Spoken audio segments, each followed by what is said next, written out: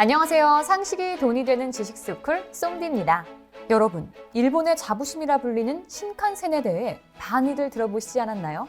일본의 고속철도 체계이자 세계 최초의 고속철도 체계인 신칸센은 제2차 세계대전 이후 20년 만에 일본의 재기를 세계에 널리 알리는 계기가 되면서 지금도 일본의 중요한 상징물 중 하나로 자리매김했죠. 게다가 2014년에는 개통 50년을 맞이하면서 50년간 신칸센 내부 요인에 의한 사고 사망자가 단 한 명도 없는 안전성으로도 유명했습니다. 사실 그동안 일본은 고속철도인 신칸센뿐만 아니라 전철과 같은 다양한 철도 산업에서 뛰어난 실력이 있다며 자부심을 갖고 있었는데요.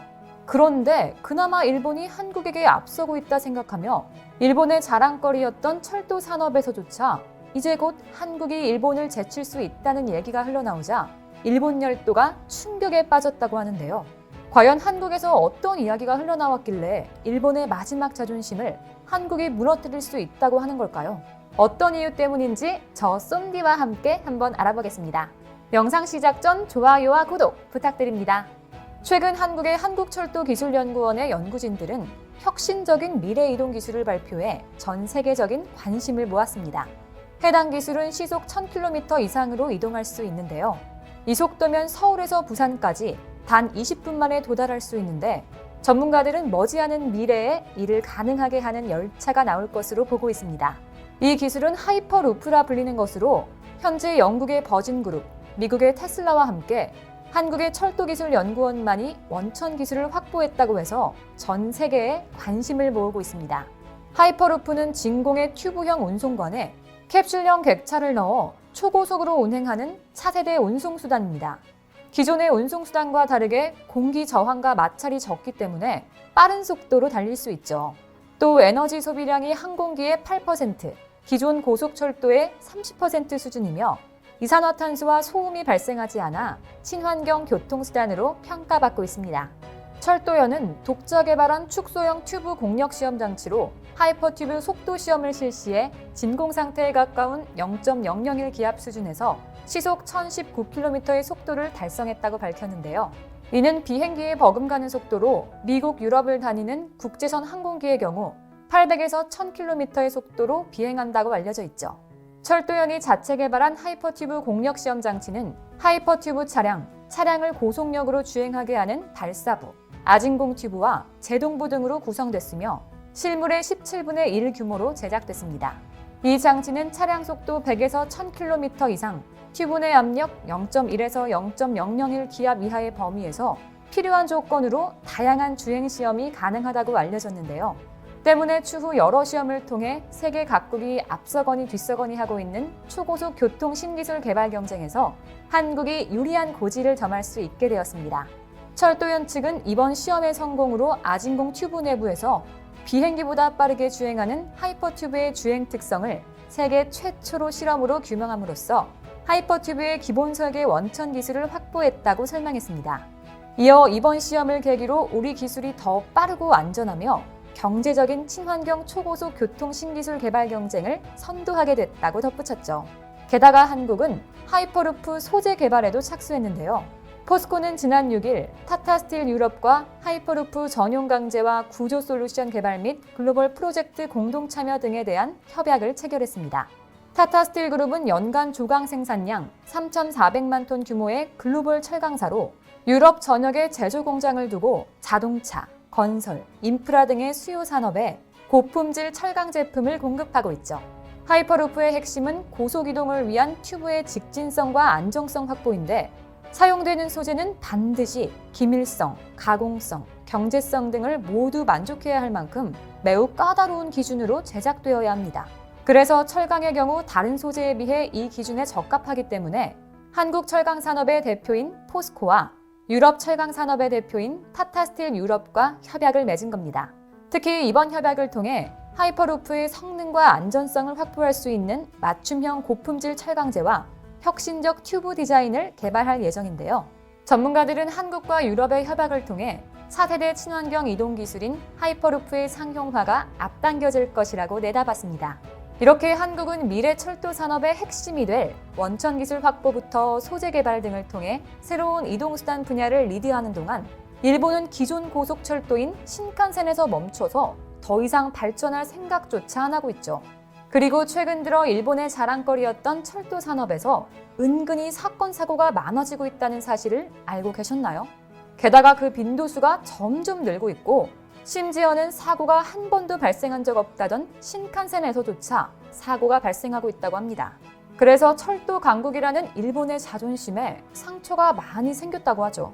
이제는 자랑할 것이 많이 남지 않은 일본에게 신칸센과 철도 산업은 정말 마지막 부르라고 해도 과언이 아닌데 도대체 50년 무사고를 자랑하던 신칸센에 어떤 일이 있었던 걸까요?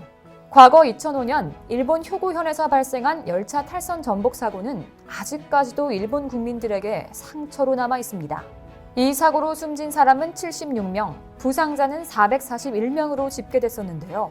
160명이 숨진 1962년 도쿄 시내 미카와시마 사고 이후 43년 만에 대형 철도 사고이자 1987년 국철 민영화 이후 최악의 참사였죠. 문제는 사고 열차가 정상 운행 시간보다 지연되자 기관사는 문책이 두려워 허위 보고를 한 뒤 과속 운전을 했다는 사실이 밝혀진 겁니다. 당시 아사히 신문은 사설을 통해 일본 철도는 시간이 정확하고 안전성이 높은 것으로 알려져 있었는데 이번 사고 때문에 세계의 주목을 받고 있다면서 당혹스러운 모습을 보였었습니다. 뿐만 아니라 2년 전에는 무사고를 자랑하던 신칸센에서 인명사고가 잇따라 200년을 탈 수 있는 고속열차를 목표로 하던 일본의 자존심이 크게 상하는 사건들이 있었는데요. 2018년 6월 후쿠오카 하카다역을 출발해 도쿄로 향하던 JR 산요 신칸센 노조미호가 사람을 치고도 30여 분간 그대로 달리는 사고가 발생했었습니다. 당시 사고 열차의 기관사는 하카타역과 고쿠라역 사이에서 퉁 하는 소리를 들었지만 이전에도 동물과 부딪힌 적이 있어 정지할 필요가 없다고 판단했다고 밝혔었는데요. 결국 맞은편에서 오던 열차의 기관사가 사고 열차 앞부분에 파손을 발견하고는 지령실에 보고하면서 신시모노세키역의 정차에 긴급 점검이 이루어졌습니다. 그 결과 열차 앞부분 표면에 핏자국이 있었고 보닛 내부에는 사람 신체 일부가 발견되는 충격적인 사건이 발생한 거죠. 게다가 이 사건이 벌어지기 4일 전에는 JR 도카이도 신칸센 객실에서 20대 남성이 휘두른 흉기 난동으로 1명이 숨지고 2명이 중상을 입는 사건이 발생했었습니다. 문제는 2015년에도 주행 중인 신칸센 내에서 분신 자살 사건이 발생해 객실 내 CCTV를 설치하고 승무원의 내부 순회를 강화하는 대책을 세웠음에도 비슷한 사건이 발생했다는 겁니다. 하지만 당시 JR 도카이도와 국가교통성에선 현실적 이유로 추가적인 대책에 대해 난색을 표했었습니다. 하루 이용객만 100만 명 이상으로 항공기의 4배인 신칸센에서 모든 승객에 대한 검색을 도입할 경우 운임 상승과 탑승 수속이 길어져 편의성이 떨어질 수 있다는 것이 그 이유였죠. 그런데 사실 우리 한국 입장에서는 잘 이해가 되지 않는데요.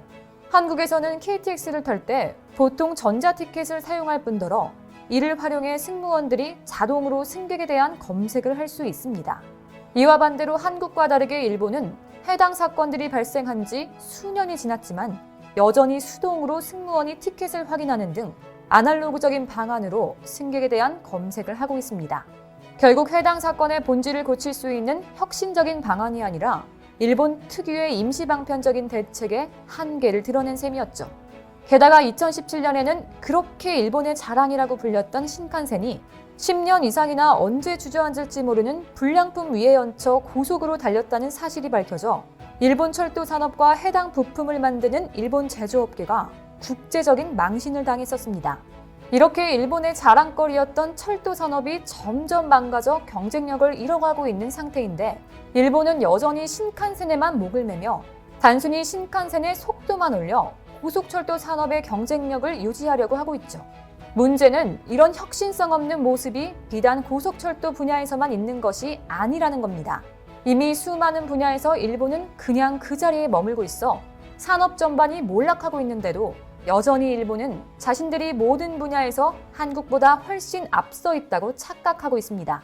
한국은 이와 반대로 KTX가 세계 2위의 최고 기록 속도를 가지고 있었음에도 KTX에서 사용했던 동력 집중식 고속열차 방식과는 다른 동력 분산식 EMU 고속열차도 개발 생산하면서 세계 무대로 향하고 있습니다.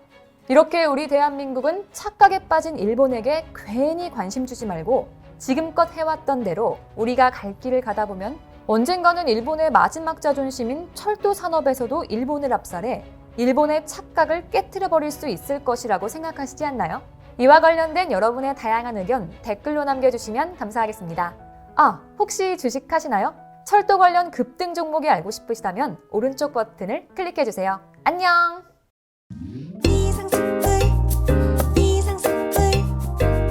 주식을 모르면 이상스쿨. 주식 모르니? 이상스쿨.